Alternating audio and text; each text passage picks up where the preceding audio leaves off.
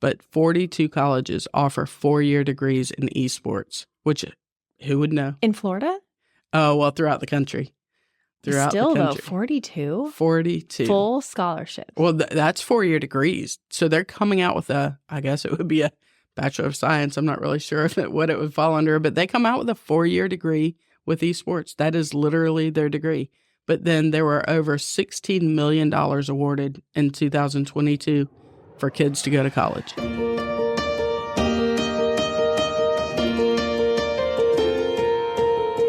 Welcome to the Voices United in Education podcast. Each week, we showcase the teachers, administrators, and community members who go the extra mile to contribute to the success of every student in Escambia County. You'll meet the real people behind the titles and learn about the amazing resources to support every student's success.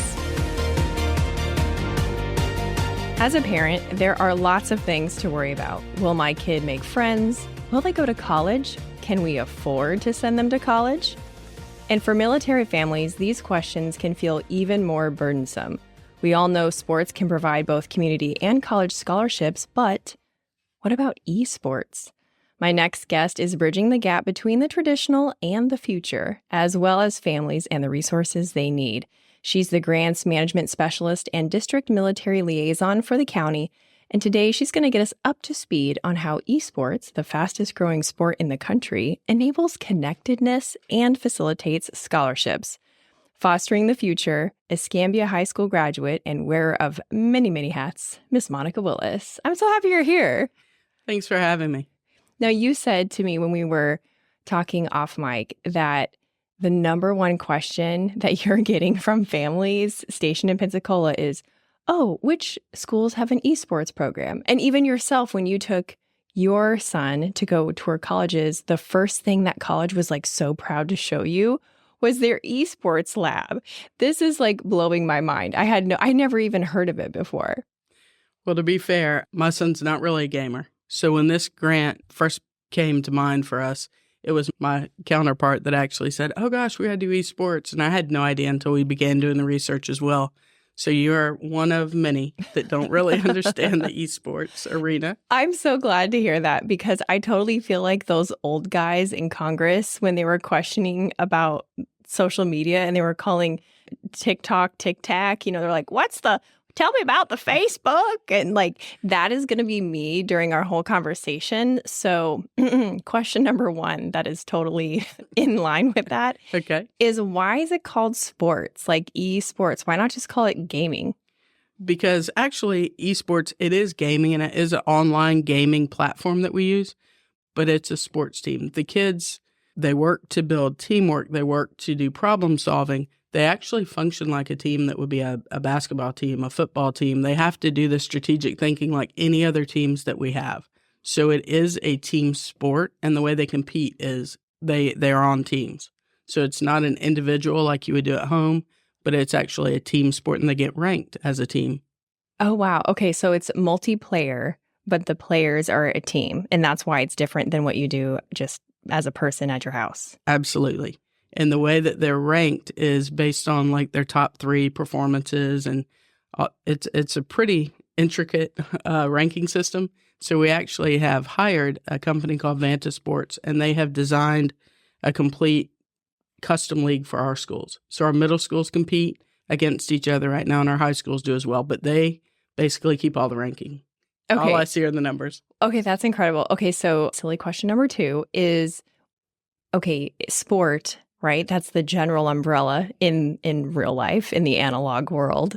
So what kind of sports are we talking about when it comes to esports? Is it like virtual soccer or baseball? It is. And because obviously we're doing through an educational platform, the 2 games that we're starting with and piloting with, one is called Rocket League, and it's literally a soccer game that they play with cars. I had never heard of such. And the other is Super Smash Brothers, and it's more cartoons, and the characters are cartoons. So we've really been careful on the games that we've selected, and we'll continue to do so in the future because they are doing that. But so to answer your question, yes, the other games that we have on our radar are FIFA, which is soccer, Madden football, different sports teams coming up. Okay, because the other concern that parents have when it comes to gaming is the violent games. And, there's people that even feel like there is a causation there between violent video games and school violence. So these are not violent games. Not at all. As a matter of fact, the way that we came up with the name for this grant when I did Esports, it's E is for everyone, and it's the E that is on the game, on the front of the games. If you see mature audience, we're sticking straight to the E is for everyone in our schools. I really like that. Okay, here's stereotype number 3. I need help. I need help myth busting, right? Because when I think of gaming, I have a very 1990s stereotypical vision in my head, like kind of moody kid in a dark basement with no social skills who hasn't bathed in a while and drinks a lot of Mountain Dew and has no friends. Right. So help me with that one. Okay. Those are not really our kids that you would see in our gaming platform rooms. So we have gaming spaces, and a lot of the kids, they come from every walk of life. I mean, they could be athletes, and we have some soccer players, some football players. We have a lot of athletes that are obviously gamers that I would have never guessed. But then these kids come from any walk of life. So the same way they come to school, the gaming's done in the afternoons or in the mornings, actually, at some of our middle schools. So the kids are in a really cool room with, gosh, I think most of them have 4 to 6 big 55-inch TV screens that they play the Nintendo Switch on. They have PCs with curved monitors. So it would look more like you or I would think of as a pretty cool, fancy computer lab. Oh, wow. That's incredible. I don't know how new this program is, if we've been able to track this result yet, but what comes to mind is some of the new up-and-coming F1 racers, the people who race cars. Right. This is how they're starting, is with simulators.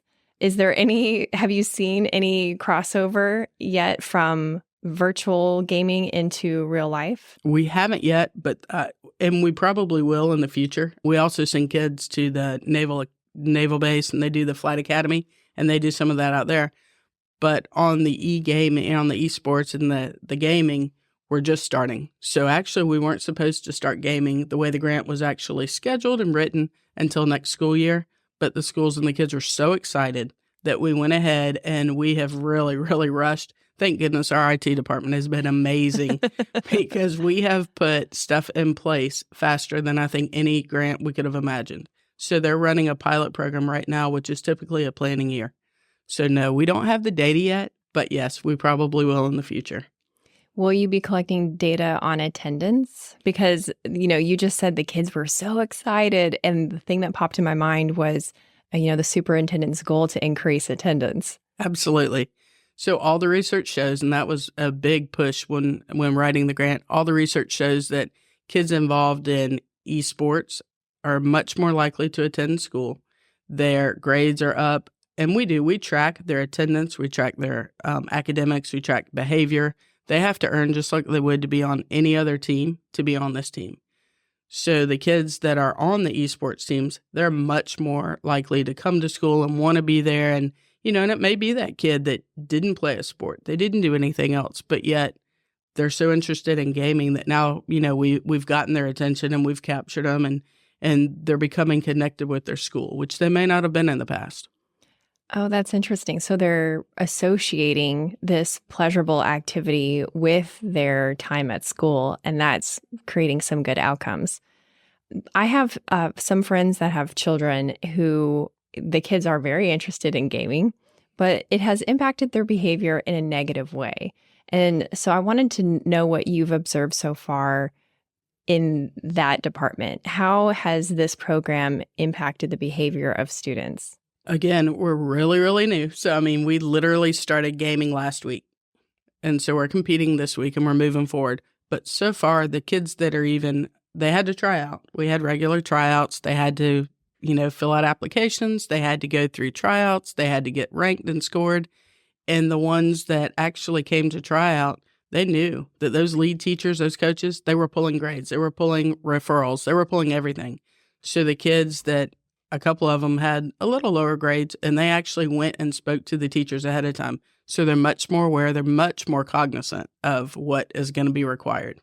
Whoa. I just pictured the kid going to the teacher and be like, listen, I'd like to partner with you for my grades because I want to participate in the esports program.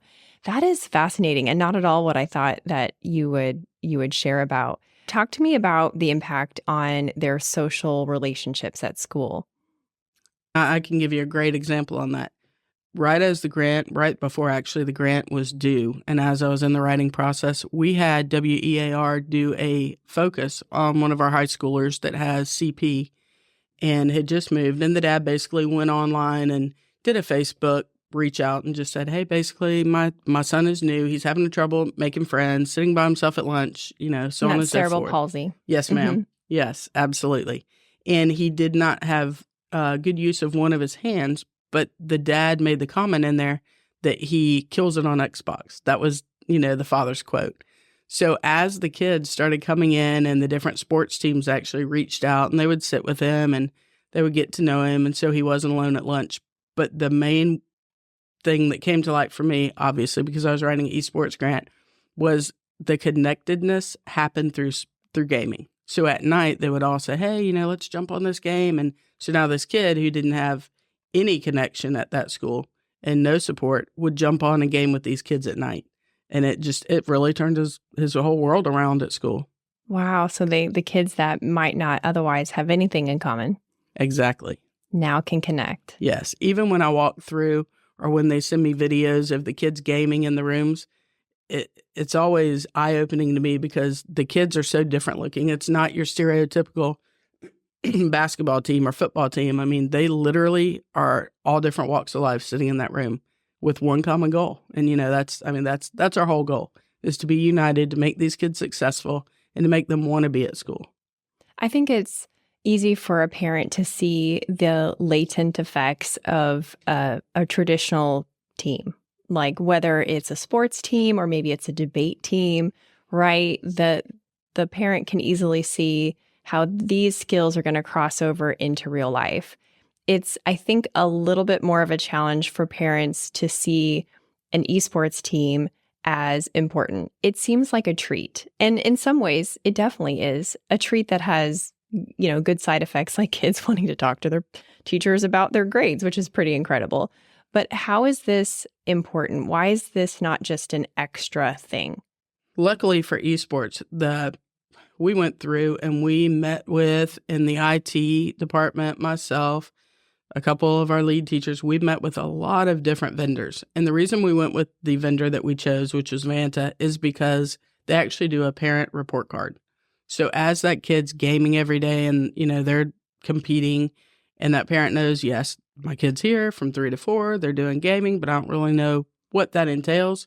They get a report card emailed to them and the kids get a report card that shows what they've done. And it touches more on the soft skills, more of the strategical thinking. And so the parents actually will have something concrete to look at rather than that child coming home and saying, yeah, I had a great day. We won our match.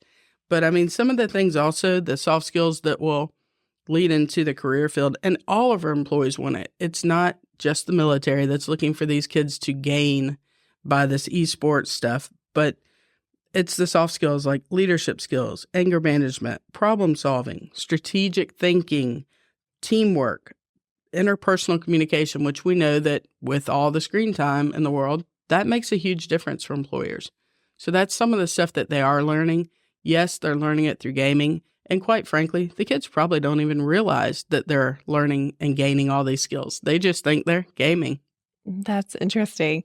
How are the kids' physical well-being protected? Because we think about screen time, eyesight, posture, muscle development, right? Those are all benefits that you get from doing, say, soccer, right? Because you're exercising and you're not in front of a screen, you're in the sunshine, all those things are healthy for you. But how do you approach all of that with the esports? So that's a fine line. So the kids we really limit. They only practice a couple days a week, and it's usually 45 minutes to an hour. So we do limit that screen time. A lot of their time is spent and will be spent in the future going over their strategies, going over, like a football coach would, up on the board and show, hey, this position's here and that one's there. And they will do a lot of that. So they'll do that, but we also have written into the grant that there's a social emotional component. And Vanta actually has that on there. And they have coaches and they have social emotional coaches that will come in and work with the kids online in real time. Whoa. Yeah, it's kind of cool. It would be like a professional football player coming in and working with your high school team. So all of the coaches that will come in and work with our teams at different times, they're within the top 5% of their gaming field. Oh my gosh, that's like a sports psychologist coming in to work with you on your mindset. Okay, that's totally not what I imagined at all. I really pictured the kids, slumping into the library, which shows my age. Yes. Yeah. Well, a lot of them are really close to our media centers, actually. Well, but if you saw what was in my imagination, you would probably pat me on the head. But I just pictured them slumping in and plugging in and not speaking to anyone. And so now you're painting a new picture for me completely. So you keep talking about the grant. So what is the grant and what does it get the school in order to set up this program? Okay. So we have what's called DODEA grants. It's Department of Defense Education Activity. And they found a need for their military concentrated schools to have more supports, additional supports, to be able to allow those kids to transition in and out better while they're there. But the nice thing is DODEA doesn't say, hey, you can only do this for military. If it's a school that is 10% or more military connected, it goes for every school and every kid in the school. So everyone benefits, including the staff, because any DODEA grant we write has a huge professional development component. So the teachers are getting, development throughout. That's where the funding source comes from. And I know that's always a question, Department of Defense, but it is. But it's just like a DODEA school if a student went to Japan and they were in a DODEA school rather than a public school. But what this does for us, the grant was $1.5 million, and it's throughout the whole district, but it's 4 middle schools and 3 high schools. So it's Beulah Middle, Bailey Middle, Brown Barge Middle, and Ransom, and West Florida High School, Tate High School, and Escambia High. So all of those schools will benefit from them. They'll play amongst each other. The other thing that they're going to gain from it, and I didn't really even intend in the grant, is all these leads have worked so well together. And they've built this really cool camaraderie. It's like their own little ecosystem already. So it's each really school? Neat. Mm-hmm. Oh, wow. And they communicate with each other and the teachers without me leading it. I'll lead meetings and we'll have meetings all the time and Google Meets. But I have found the middle schools all kind of group together and they'll talk. And then one person, one point of contact will send me the email and then the high school will do the same. So it's pretty neat. Wow, that is incredible. That does remind me of another question or concern that parents might have, because you said the kids are talking to each other. How do you keep the kids safe from creepers talking to them? Because they're on the internet. Okay, they are on the internet, but they are not. The big platform that kids talk back and forth is called Discord. We are not doing Discord. So it's Vanta. They have their own internal, but the only person that will ever communicate will be that lead person on that team, with the coach standing right there, lead teacher, and then they'll communicate with the other lead from the other school. So all the kids, like they would be at home where they're all on there and they're talking and you can hear, everything they're doing and saying, and that won't be the case for the schools. Only one person will communicate with one person from the other school. They'll set up the game, but then they don't really communicate within the team. So they're just literally talking to each other. Okay, that is a huge deal. It was a huge concern for us. It took a lot of research. I bet it did. Scholarships. Is there scholarship money for kids who do well in esports? It's amazing, actually. So 42 different colleges right now, or actually when I wrote the grant, probably more now, because you figure this grant was written 12 months ago almost, but 42 colleges offer 4-year degrees in esports, which who would know? In Florida? Oh, well, throughout the country. Still, though, 42? 42. Full scholarship. Well, that's 4-year degrees. So they're coming out with I guess it would be a Bachelor of Science. I'm not really sure what it would fall under, but they come out with a 4-year degree with esports. That is literally their degree. But then there were over $16 million awarded in 2022 for kids to go to college. $16 million in scholarship. That is a crazy amount. That's parents are now like, okay, I'm listening now. Right. Send my kid to college. Hey, I thought the same thing as we toured and they showed those little all of their stuff. But the main thing they went to were the esports labs. And I thought, maybe my kid needs to be a little more involved. Right. Maybe we need to practice a little bit more. That's okay. So when you put it all together, the connectedness amongst students here, the example you gave of the student with CP connecting with the other athletes at his school, I'm starting to see why military families are wanting to plug into this, because you've got community and you've got dollars. Right. Absolutely. And those kids coming in, it's a way to immediately get in with a group that you can connect with at your new school. But we found that the military kids also stay connected with their old friends from their past duty station in their past town. So that's why I think as our military transitioned in, they said, hey, where are the esports? Because that was their way to connect with their friends back home. A lot of them come from schools that had esports. And DoDEA has more than one grant, correct? So Escambia County actually has 5 DoDEA grants right now. We have one in esports. We have one in world language. We have one in fine and performing arts. We have one that's a STEM grant, and then also a health science grant. So right now we actually, in my office, we're managing 5 DoDEA grants. No big deal. Yeah, a little over $12 million right now. Well, that's the perfect transition to my last question, because as I mentioned in the intro, you wear a lot of hats, and obviously you have a lot going on. But the truth is you're just multi-talented. You have a bachelor's, 2 masters, and multiple other skills we don't even have time to go into. So why this program? Why does this matter to you personally? Esports or DoDEA in general? Whichever one you feel more passionate to answer about. I think the esports, I will say I was not 100% bought into it until I started doing the research and writing the grant. But the esports, I love the idea that a kid that may not be athletic, they may not make another team, they may never get that opportunity to be part of a team in high school. And we know high school is a hard age. So esports, that was the focus. It was more of a social emotional focus. And I taught for years, and that's just near and dear to my heart. I ran juvenile programs. I know that the kids, there's got to be a way for every kid to feel like they fit. And this just seemed to be the catch-all that would go catch those kids that were falling through the cracks. I love that. Well, thank you for sharing this. Is there any follow-up that parents listening need to do, or a website where they should check out, or do they need to just talk to their principal to see if the program is already in the school and they don't know about it? What's a good next step for a parent listening? I would say have your student reach out. Have your student start asking around. It's new, but they're all starting to learn. There are flyers up in the schools. And the funny thing, like where you or I would have, on a piece of paper signed up that, yes, I'd like to do this tryout. Well, they had QR codes up on the walls that the kids, of course, scanned with their phones and signed up for tryouts and went about it that way.